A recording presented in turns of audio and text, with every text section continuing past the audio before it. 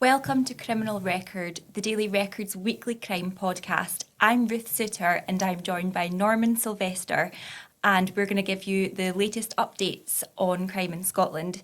It's been a very busy week in Scotland in terms of crime, so we've got plenty to catch up on. Today we'll talk about a dramatic new development in the ongoing Scottish gang wars. We'll also look into the alleged murder of Glasgow football fan Graham Wright, whose remains were discovered in Loch Lomond. We'll also look at the brutal murder of a Canadian woman named Claire Levesque in Shetland. And we'll speak about the shameful fire damage caused to a statue of the former Rangers manager, Walter Smith. Now, Norman, the ongoing gang wars have certainly been dominating the Scottish news landscape for some time now, and it's been keeping us very busy as journalists. Yourself and John Paul, you've both covered this issue quite extensively. There's been a dramatic new development. The suspect accused of shooting mob bosses Ross Monaghan and Eddie Lyons Jr. in the Costa del Sol has now been extradited to Spain, and he's already due to appear in a Spanish court today. Can you tell us what the latest updates in this story are? Yes, Ruth, thank you. This is a really dramatic development in a long-running saga which we've featured extensively in the Daily Record and on the Criminal Record podcast. Just to take everybody back a couple of months or so, on May 31st, two men, Ross Monaghan and Eddie Lyons Jr., were shot dead in a bar called Monaghan's, owned by Ross Monaghan. On May the 31st, it was the night of the Champions League final. It was busy with customers who've been watching the game. A man walked in, shot Eddie Lyons Jr., then who was kind of seated outside the bar, then walked into the bar and shot dead Ross Monaghan. Both Monaghan and Lyons were close friends. They were both members of the Glasgow-based Lyons crime family, and they'd been involved in a long-running 20-year-plus feud with another Glasgow crime family, the Daniels. In that immediate aftermath of the shooting, the suspect is alleged to have ran from the premises, got into some sort of getaway car and then disappeared. Around 2 weeks later, on the instructions or request from the Spanish police in Fuengirola in Spain, where the murder happened, they arrested Michael Riley, a 44-year-old from Houghton, which is a kind of area of Merseyside near Liverpool. He was taken to a prison in London. He appeared at Westminster's Magistrates Court, and initially his defence team opposed the extradition for the murder in Fuengirola of Monaghan and Lyons Jr. They said that they affect his human rights, that the conditions in the prisons were poor. He would be targeted in reprisal attacks, and he obviously had various mental health problems. And they were going to contest the extradition. And they did initially a number of hearings. Then, in the first kind of dramatic development towards the end of the last week, Michael Riley's 44-year-old's legal team said they were no longer opposing the extradition. And then there were further papers emerged at the start of the week confirming that the extradition would not be opposed, and it would appear to be willing to go back to Spain to stand trial, and one assumes in a bid to clear his name. But then it was initially thought that, well, if he's opposing the extradition, when will he go back? It could be maybe in a sort of days or weeks to come.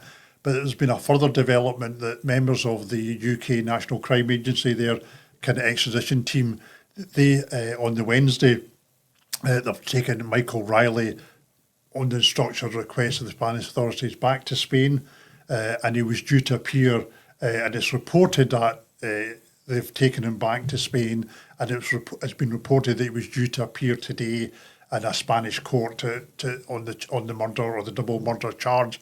So that's a very dramatic development. We don't really know why Michael Riley's chosen to oppose the extradition. It's very unusual. Most people that are facing extradition to a foreign country, whether it's a British person abroad or somebody to Britain, will oppose that extradition pretty vociferously. They would go to every extent possible to avoid extradition. And the initial thought was that this particular extradition process, Michael Riley being taken back to Spain to stand trial, for the double murder, that would take months or even years. We've seen that happen in the past. But there seems to have been a change of heart, a change of position on his legal team that has gone within the space of about 4 months from opposing the extradition to agreeing to be extradited, which is a reasonably short space of time. And then this further dramatic development, it was reported that he'd actually been taken back to Spain yesterday, and as I said, was due to appear in court today. So a very dramatic development. And just at the weekend, the home of a female member of the Daniel crime clan family was targeted. I understand it was targeted after a man was put in hospital following an attack. What do you know about that, Norman? This is a very interesting incident. We reported on it at the weekend. Basically, the incident took place in Drumchapel Road. Drumchapel was a large housing estate on the sort of north side of Glasgow. Basically, the report was that a man was injured at the property. He was taken to the Queen Elizabeth University Hospital where he was treated. Police confirmed that. And what we do know is this property is linked to a female member of the Daniel crime family. We can't name her for legal reasons at this particular junction, but she's a fairly senior member of that family. And the interesting thing is that a couple of months earlier in May that year, that same property, which is on a bit sort of busy main road, was firebombed, quite badly damaged. And at that particular time, the woman's son was in the house. Now, we don't know if the two incidents are connected. We're told they're not. But what we do know, or what we've reported on in the past, was that the firebombing that took place in May at this property in Drumchapel Road in Drumchapel was targeted as part of a then ongoing series of attacks that started in March that year, linked to an organisation called Tamil Junto, who were and the attacks through Tamil Junto were said to be orchestrated by a Dubai-based crime figure called Ross McGill. Now, Ross McGill had allegedly been ripped off in a cocaine deal, £500,000 cocaine deal, for which had allegedly been paid for with sort of fake money, counterfeit money. As a result of that, he is said to have ordered these various attacks on members of the Daniel family and their associates. His particular target was a convicted Edinburgh drug dealer, cocaine dealer called Mark Richardson, who we've talked about in the past. It was associates of Richardson that were said to have orchestrated or initiated this cocaine deal using the fake money. McGill's then using this Tamil Junto group, which we've talked about in the past, has carried out a series of attacks on properties and commercial premises and individuals linked to Mark Richardson, including members of the Daniel family. And we know that Mark Richardson historically is a close associate of the Daniel family. So amidst all this kind of carnage and chaos, fire attacks, fire bombings, machete attacks that were taking place in Edinburgh and Glasgow, this property in Drumchapel was firebombed, and around the same time other members of the Daniel family in Glasgow had their properties targeted. One in East Kilbride and others in the sort of northwest side of the city. One of the people targeted was this particular woman's cousin. So we know that there's been this ongoing feud or ongoing violence since March, particularly between March. Since March, police have already arrested 57 people as part of their sort of like counter-offensive Operation Portalege. And then when things appear to have gone quiet on that particular scene, we then hear about this incident in Drumchapel Road in the early hours of Saturday morning. We don't know much more, but we do know that police visited the property, that, there was an investigation carried out in the property, but we don't know much more. A slight kind of adjunct to that, on the Monday, there was an incident in nearby Dalsetter Avenue, in which a man, like a 51-year-old man, was knocked down, allegedly in a sort of alleged hit and run. We now know today that the police have arrested a 49-year-old man, and there was perhaps a bit of speculation of the two incidents, the assault Drumchapel Road and the incident in Dalsetter Avenue were linked. Well, we don't know, but we now know that investigation by the police into the second incident, the incident in which the man was knocked down and injured, that 49-year-old has been arrested and is due to appear in court. In terms of ongoing cases, police continue to look for the body parts of Rangers fan Graham Wright. Some of his remains were discovered in Loch Lomond last month after he was reported missing. Norman, what do you know of this police search? Yeah, this is a very disturbing, distressing incident. We don't know a lot about this. Graham Wright's a 38-year-old. He's from the Gorbals in Glasgow. He went missing about the middle of August, and his family reported him missing. Now, Graham, we don't know a lot about Graham at the time. Police Scotland put out an appeal for information. They released a photograph of him, and all we really know about him is he was a 38-year-old living in the Gorbals area. He kind of travelled quite a fair bit about the south side of Glasgow, like the Pollock area. He would travel about by bus. And obviously his family hadn't seen him for about 5 days. He was reported missing, I think, around about August the 20th. And the kind of story, not a lot of news came out after that, but the police continued their appeals for information. What we do know, he's quite a keen Rangers fan. And the reason that is mentioned simply because he used to wear a Rangers top or a Rangers tracksuit top, so it was quite distinctive. So police used that as a kind of tool to try and appeal for witnesses and say, have you seen this guy? Wears these Rangers tops or Rangers tracksuit tops, Rangers strips.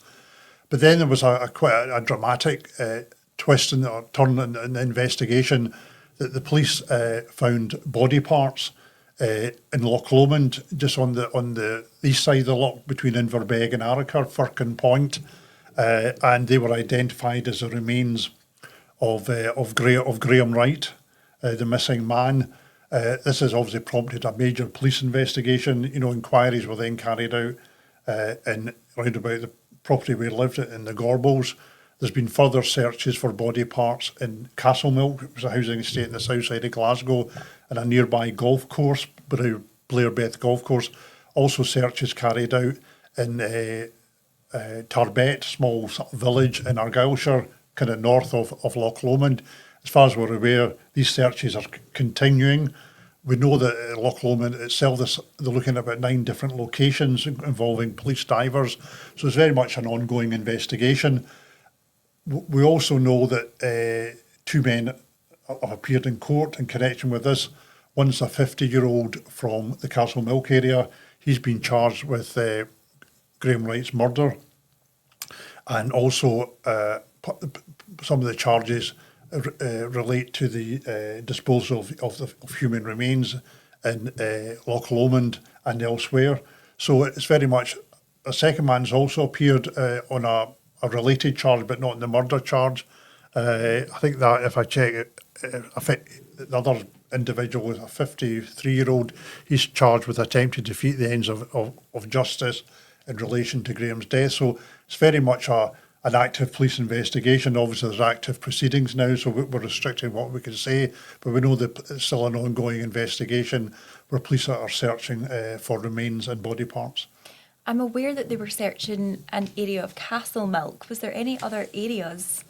Castlemilk and a disused golf course. Well, we know there was a search, obviously, Castle, the housing estate, which is quite a big housing estate in the south east of the city, and that's just a general area and sort of wooded area. There's also a kind of neighbouring golf course, and we also know searches up in Argyll, Tarbet, it's a kind of small village. We know inquiries have taken police to other parts of Glasgow and further afield, so it's very much an ongoing investigation. But as far as we're aware, searches still being carried out, quite extensive searches for evidence and obviously for body parts and remains.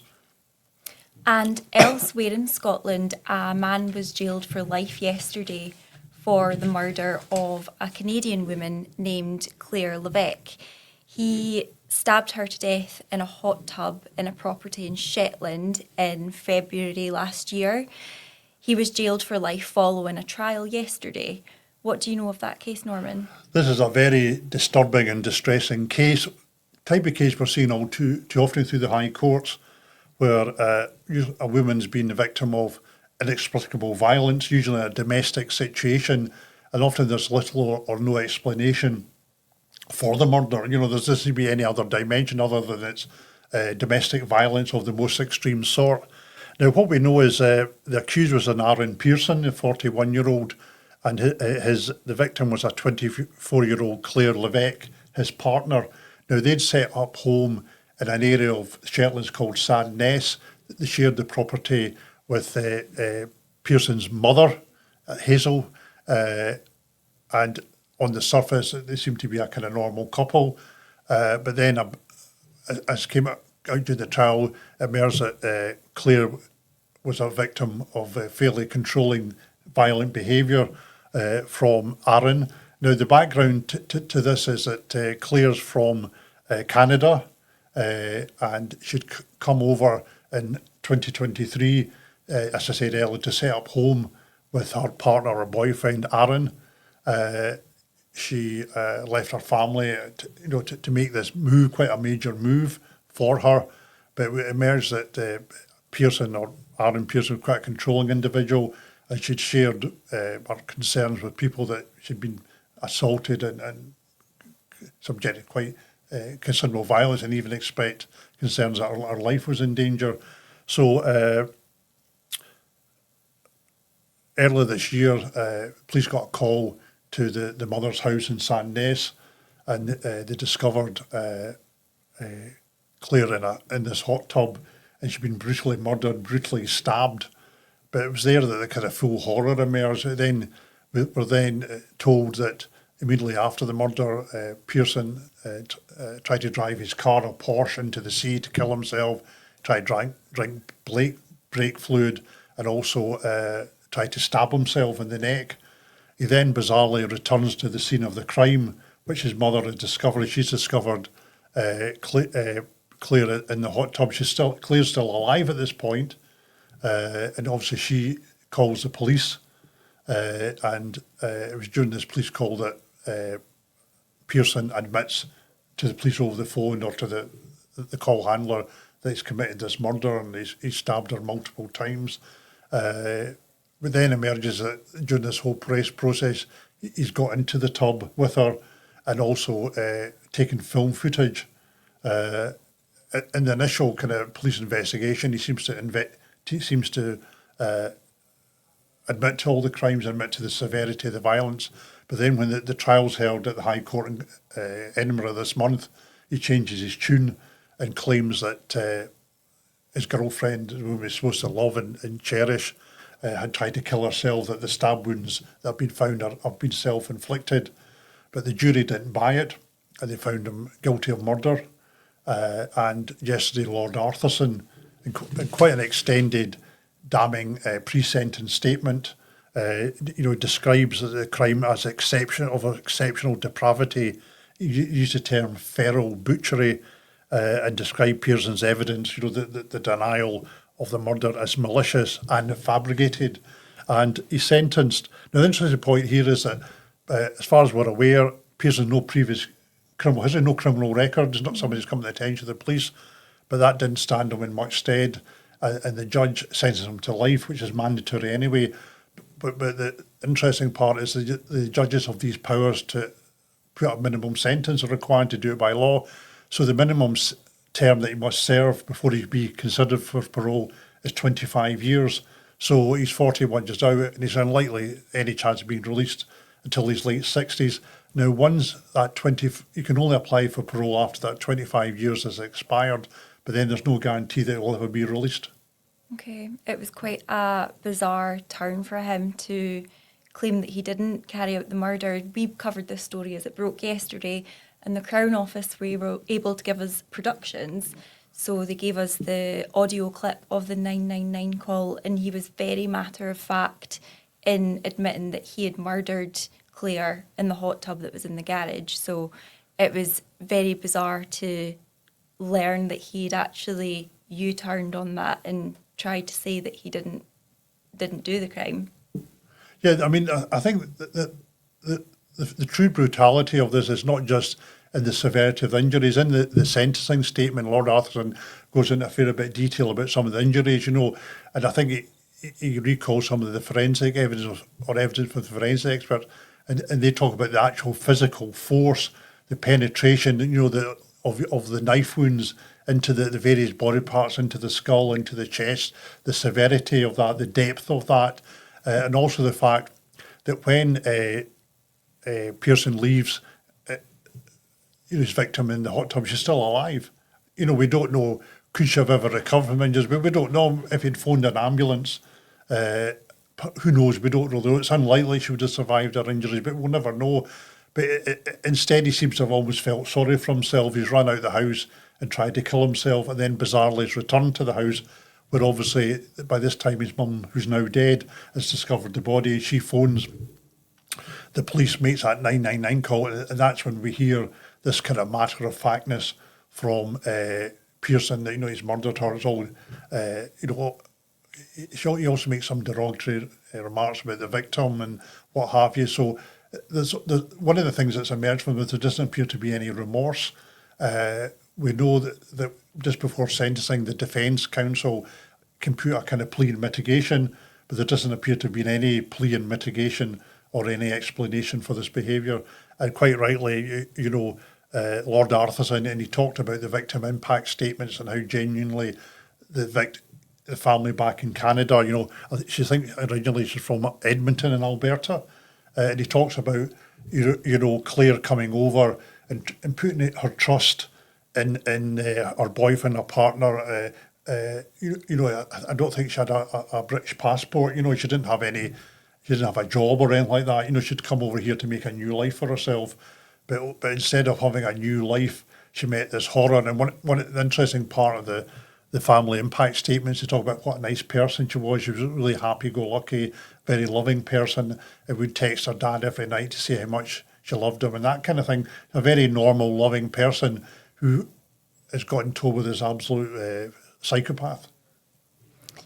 Elsewhere, last weekend, there was a deliberate fire attack on the statue of former Rangers manager Walter Smith.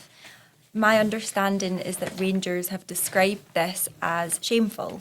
Norman, what do you know about this incident? This happened, I think, in early hours on Saturday morning. There's a statue of Walter Smith, former legendary Rangers manager and Scotland manager, passed away in 2021. There was a statue commissioned by a leading sculptor who'd done work for the Queen, very famous sculptor, and he did a statue of Walter, which was unveiled by his wife and grown-up family in May last year. And there was a official opening. It was for all the Rangers officials unveiling. There was a big crowd attended. It's just situated just outside the entrance to Ibrox, round about Edmondson Drive, quite close to where there's a statue of another Rangers player, John Gregg. So it's in quite a prominent position. I say it was only unveiled just over a year ago, but overnight somebody's set fire to it, basically torched it, and obviously it's been quite badly damaged.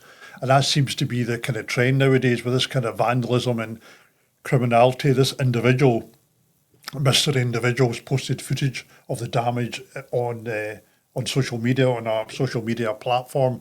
Obviously the club's absolutely horrified by it, and they're quite rightly spoken out about it.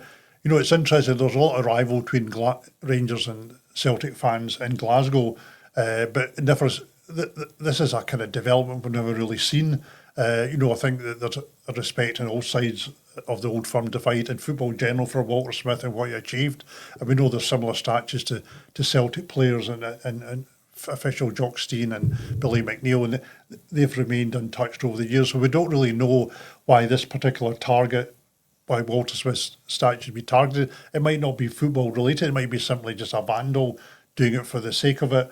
But, it's quite a prominent statue. It was a major unveiling last year, a very well-respected figure. And, people, as I said, on all sides of the Old Firm divide are genuinely shocked by this. Police are investigating it at the moment, and obviously hopeful they'll be able to bring somebody to justice. I hope so. Thank you, Norman, for joining us today, and thanks to our audience for tuning in to Criminal Record. If you've got any questions for us or the team, you can email reporters@dailyrecord.co.uk with the subject line Criminal Record. You can also subscribe to us and listen to this podcast on Spotify or Apple Podcasts. All you need to do is search Criminal Record, or you can watch it each week on our YouTube channel.